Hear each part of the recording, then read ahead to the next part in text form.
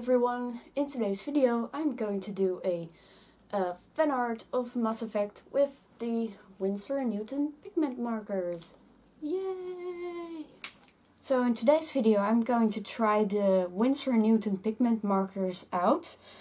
This product is quite new, it's been released somewhere last year I believe, and Winsor&Newton claims that these markers are light fast, that they at least should stay good for 100 years. As you can see here, they have a chisel and a bullet nib. I got the set of 36 because I just like to have a decent kind of color range, but they also have sets of 6 pieces and 12 I believe. And of course you can buy them in open stock. But this particular set comes in 4 trays. They even included the trays with it, which I think is quite neat. And I wish other marker brands would do the same.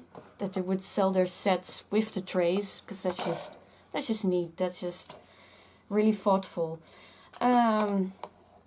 The markers you should always store horizontally like this, because otherwise one of those tips will dry out. So yeah, keep them horizontally stored away and they should keep good. These are not refillable however, so once they're gone you have to trash them, which is kind of a shame, especially because they're in the price range of the Copic markers, Copic sketch markers.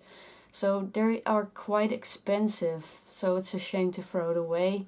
Anyway, the end where the color number is on is where the chisel nib is, and on the triangular blank part is the bullet nib.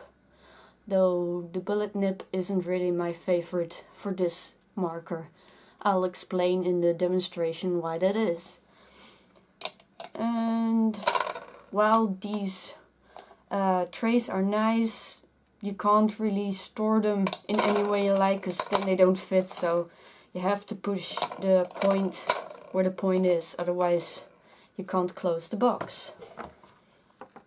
Anyway, I made a color swatch. You can see it here, the colors are nice and vivid, but as you can see here with some of the lighter colors, the bullet nib comes out much darker than the chisel nib, and I believe the chisel nib is what the actual color should look like. But yeah, especially with these 3 you can see a very big difference though. So yeah, I don't know. I also noticed that some of the colors with the bullet nib is quite dry. But the chisel nib parts are okay though. And I tried a bit of blending here with the white blender marker. And also I should say that these markers don't really work well on any other kind of paper but the Winsor&Newton pigment marker paper. Because on other papers they will just soak in directly, so you can't move them around and you can't reactivate them either. So if you're gonna try these markers out, I'd recommend to go get a pad of pigment marker paper as well, to get the best benefits out of them. Anyway, let's move on to the demonstration. I start out by putting in a quick rough shapes to indicate what goes where and to get a desired composition. In this case, where the head and the body would be placed. To make sure everything in her face is right, I use guidelines to decide where her eyes, ears, nose and mouth should be placed. Then I loosely sketch out her hair.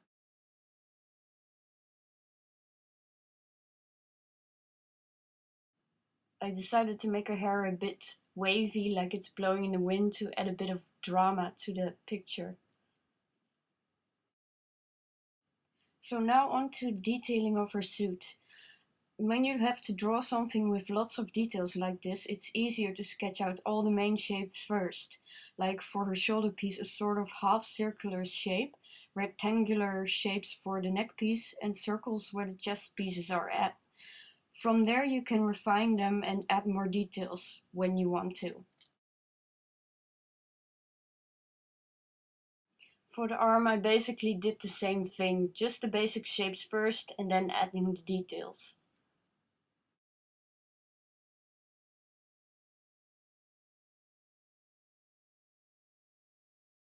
When the sketch is done, I go over it with a fineliner pen to get a cleaner outline that hopefully will still be visible once I go color her. I say hopefully because the pigment markers, especially the white blender marker, are more opaque than alcohol and water-based markers. As usual, I start out with the background and color them from left to right to avoid staining the picture since the marker color stays wet for quite a while on this paper. I start off with a dark strong blue and add black in the top corner to create some depth in the hues. When first applied, the colors seemed to be very streaky, but when I blended that part with my finger, it looked all a lot smoother.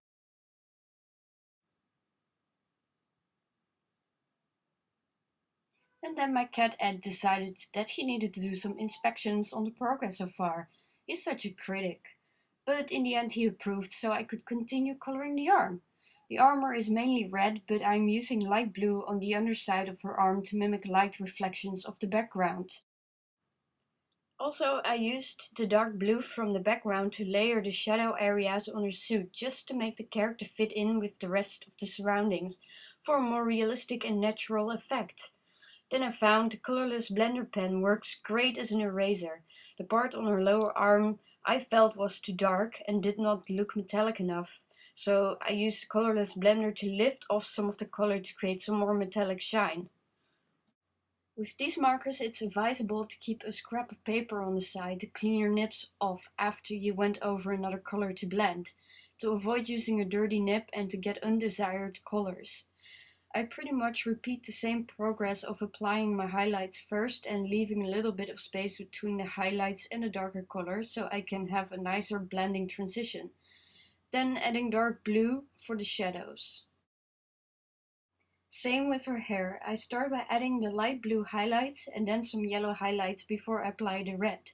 Then I use the yellow again to blend the yellow highlights with the red for a smoother look. Then I used the colorless blender to blend the blue highlights with the red. A couple of times I had to stop working on the area because it got too wet.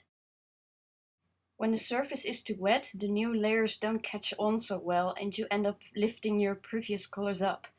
Colors can still be activated once they have dried. I also noticed I like to work with the broad nib better than with the marker's bullet nib because the bullet nib is very hard and some colors feel dry and come out much darker than they should be from that nib. I only use the bullet side on very small tight areas. Moving on to her face, I laid down the first layer of skin tone and highlight on her cheek and nose. Again used red and yellow for her eyes and mouth. At this point you can see how color combinations can affect your primary colors, as her suit and her hair are both red, though they differ a lot because I chose to use blues with my reds for the suit to create a cooler red, and the yellows with the red for hair and the eyes to create a warmer red. Doing her skin with these markers ended up being quite problematic as the browns and their lighter hues were really streaky and patchy when applied, even more so than the other colors I used so far, making it look very messy while I wanted it to look smooth. I tried the white blender, which only made the whole thing muddy, then decided to use the colorless blender and a dry brush to try and smoothen things out. It kinda worked, but still wasn't happy about it. That part probably took most of my time to get at least a bit decent. In the end, I decided to use color pencil to smoothen the shadows out a bit more.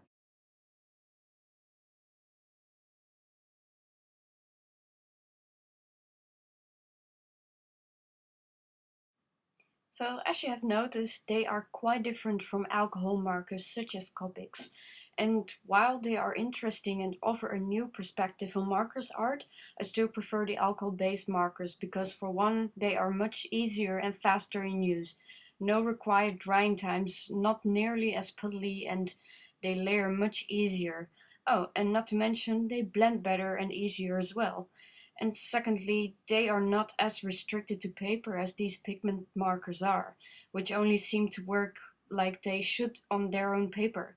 Now that wouldn't be so bad if the paper was heavyweight or warp resistant, but as you have noticed, when this paper gets wet from the ink, it starts to warp badly, even though I had the paper taped down on my drawing board. And the worst part is that it stays warped. Normally good paper will go back flat when taped down and when it is dry, but this paper doesn't, so that's quite a huge bummer for me working with these markers.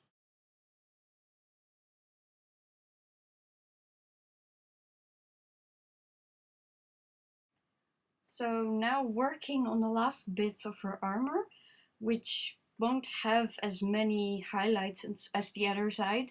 So I just add the reds first and go back in with the dark blue for the shadows. For a bit of shine, I lift some of the red with the light blue in the colorless blender. Then go back in with the red and the dark blue to get the colors a bit richer than they were before, and to try get rid of those patches. Then moving on to the other side of the background, again blocking in with the dark blue and then add the black on top corner and the lower corner to deepen the colors a bit. And of course the light blue for the horizon of the planet. Then I use the white blender to blend the dark and the light colors together for the horizon and to add some more details. Then for the stars, I masked off the character with a piece of printed paper that I had traced a silhouette on and cut out. Then I used a toothbrush and white acrylic paint to splatter the stars on. After that, I used my water brush and white acrylic to add some more random stars. Then I added some final highlights on her eyes, lips and armor, and of course her N7 logo. So, for my final verdict on these markers, for the most part I did enjoy these markers quite a bit, as I think it's fun that these work so different from other markers, like alcohol-based ones. They're more like you're painting with the marker instead of drawing. So in that way, I do think that they are unique. And it's a big plus that these are light fast, which is not the case with most alcohol-based markers, which fade within weeks. As for the white blender marker they advertise so much about for this product, to be honest, I haven't used it much because I felt it muddied the colors and it took the vividness away from the colors. So I prefer to blend with the colors themselves and with the colorless blender marker. But I guess that's just a matter of preference. But like I mentioned before, they do tend to lay down very wet, so you have to stop every now and then to let it dry. And so they're not very fast to work with. They also are quite streaky when you lay down the first layer, especially the skin tones. But my biggest con definitely is the paper restriction. I tried various kind of papers like watercolor papers, smooth bristles, vellum, but on these the colors get soaked right in and won't blend at all. So they can't be activated anymore in these papers, and on smooth bristle they even tear through the paper. So yeah, that's not very good. So far they only work properly on this special pigment marker paper from Winsor&Newton themselves.